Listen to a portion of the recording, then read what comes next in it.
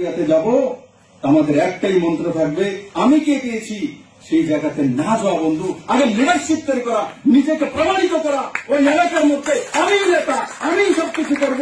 আগে নিজেকে প্রতিষ্ঠিত না করা, আগে পাবলিককে প্রতিষ্ঠিত করা বন্ধু। আগে পাবলিক যখন বুঝে যাবে সে আমার জন্য করছে, আপনি আপনার জন্য সবকিছু হয়ে যাবে বন্ধু।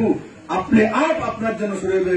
আর যদি পাবলিক বুঝে যায় সে নিজের জন্য চিন্তা করছে, তো পাবলিক আপনাকে ছেড়ে দেবে, কারণ আপনার কাছে সরকার রয়েছে। অপোজিশনে থাকা আরেকটা বিষয়, অপোজিশন থেকে যা খুশি তা বলেন, কালকে সোনার বিস্কুট বানিয়ে দেবো, কালকে বলুন, কিচ্ছু আসে যায়নি বলুন।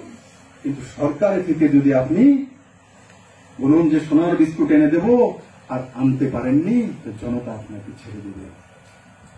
তার জন্য 2023 পর্যন্ত আখ বন্ধ করে, চোখ বন্ধ করে একটাই লক্ষ্য রাখা যে ত্রিপুরা কোন জায়গায় কমিউনিস্ট নামে কোন বীজ রাখবো না।